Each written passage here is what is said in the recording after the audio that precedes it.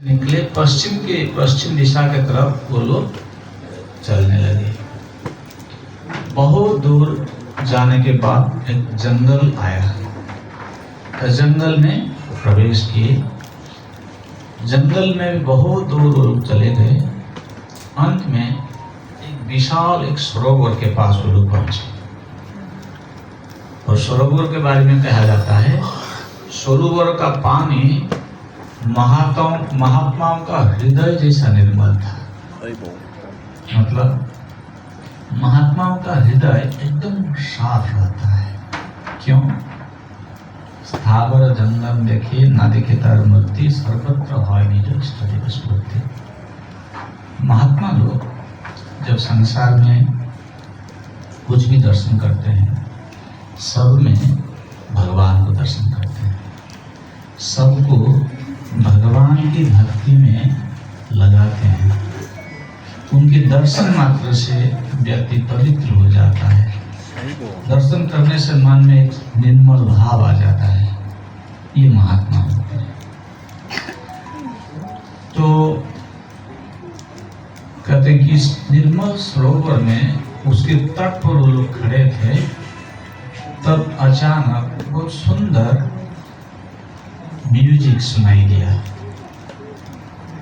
कुछ क्षण में देखे कि बहुत एक दिव्य पुरुष वो पानी से निकल के आ रहे थे और उनके साथ ये लोग सब वाद्य यंत्र बजा रहे थे, गाना गा रहे थे और वो अपनी अनुयायियों के साथ वहां से आ रहे थे। ये प्रचेतक लोग बहुत पुण्यात्मा थे, तो तुरंत समझ गए कि ये शंकर भगवान आ रहे हैं। तो शंकर भगवान के पास आए, तो आकर के उनको कहे कि बेटा, मैं जानता हूँ तुम लोग यहाँ क्यों आए हो। तो फिर कहे कि मैं तुमको एक मंत्र देता हूँ, वो मंत्र तुम जपोगे तो तुमको सिद्धि प्राप्त हो जाएगा। तो शंकर भगवान बहुत बातचीत अंदर संक्षेप में बता रहा हूँ, टाइम भी कम है। तो उस प्रसंग को रुद्र गीत कहते हैं, भागवत में है इसका वर्णन 4 स्कंद में। तो शंकर भगवान ने उनको मंत्र दिए और फिर वहां से अदृश्य हो गए। प्रचेतस लोग मंत्र प्राप्त करके पानी में प्रवेश किए। अपने कंठ तक पूरा शरीर को जल में निमज्जित करके वहां मंत्र जपने लगे, रुद्रदेव की जो दिया हुआ मंत्र। कितना दिन तक मंत्र जप किए? 10,000 वर्ष तक।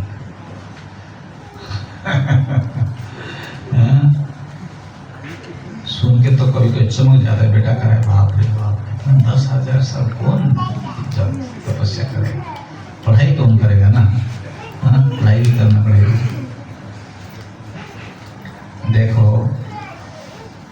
जब महात्मा तपस्या करते हैं, तपस्या में कष्ट नहीं होता है, तपस्या में बिल्कुल आनंद ही है। जब भगवान से उनके लगाव हो जाए और उनको संसार में कुछ चीज में उनका मन नहीं लगेगा।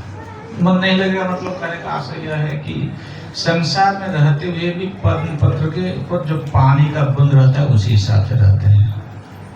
पद्म पत्र में एक बूंद पानी रख दीजिए, हिलाइए, देखिए पद्म पत्र में पानी बूंद स्पर्श नहीं होगा।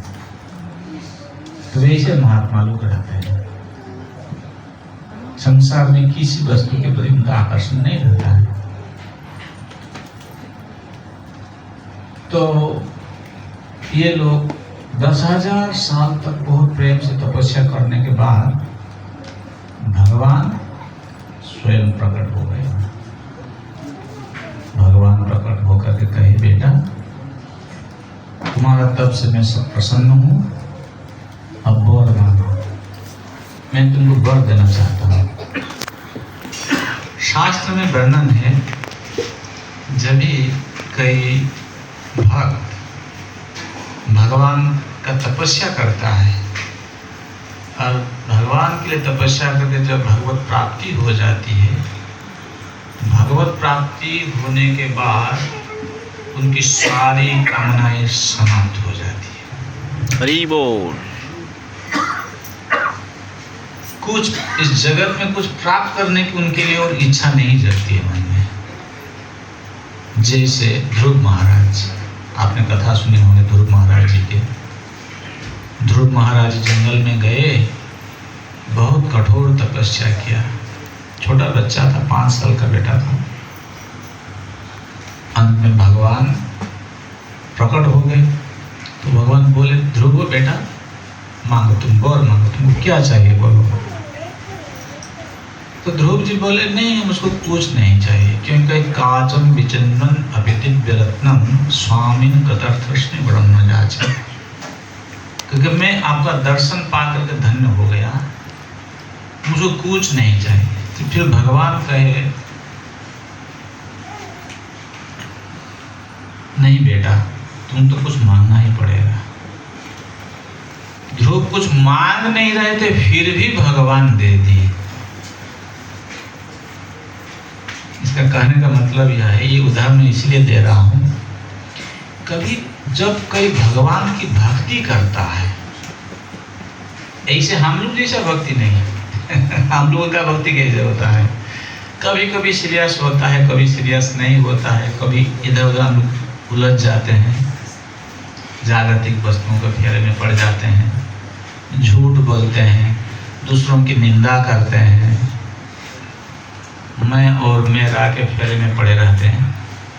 ऐसे भक्ति नहीं, भक्ति यथारूप, जैसे भगवान कहे हैं, हमारे आचार्यों ने जैसे हमें पथ निर्देशन किए हैं, उसी हिसाब से हमें भक्ति करनी है, एकदम पूरा समर्पित भाव से।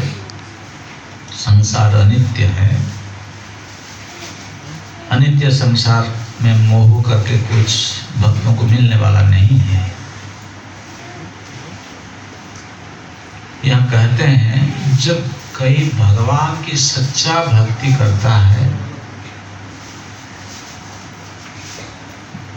उनकी जो कामनाएं रहती है, तो कामना समाप्त हो जाने के बावजूद भी, मतलब भक्त नहीं चाहते हुए भी भगवान उसको वो दे देते हैं। मतलब उनकी जो प्राप्ति, जो वस्तुएं हैं, उनके पीछे ऐसा धावा करता है जैसे एक गाधी के पीछे सांड जाती है। ये उदाहरण बहुत समझने लायक है। जैसे कभी गाधी अगर सांड को भी न चाहे, फिर भी सांड उसके पीछे चलता है। भक्त जब भगवान की भक्ति करता है, भगवान की भक्ति करके पूर्णता प्राप्त हो जाता है, जागतिक वस्तुओं को चाहता नहीं चाहते हुए भी, जैसे सांड जैसे जाता है, उसी हिसाब से भगवान उसको इच्छाएं पूरा कर देते हैं। हरि बोल। ये भगवान की भक्ति की महिमा है। सुंदर भागवत में वर्णन किया गया है। भक्तों की कोई इच्छा नहीं रहती है जागतिक सुख के लिए, लेकिन वो पीछा करता है, उनके पीछे आता, सम्मान मान सम्मान चाहता नहीं भक्त, फिर भी उनके पीछे पीछे भी आ जाता है।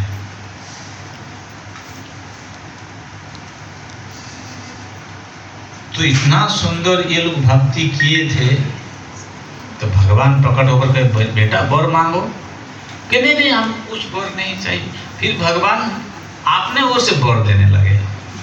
देखिए वही करना, पीछे पीछे धावा करता है, भक्त चाहता नहीं, फिर भी आते रहता है भक्तों के लिए। भगवान कहे नहीं ठीक है, भगवान अपने ओर से वर देते थे, कहे कि बेटा अभी तुम लोग को शादी करना है और तुमको बहुत अच्छा पुत्र प्राप्त हो।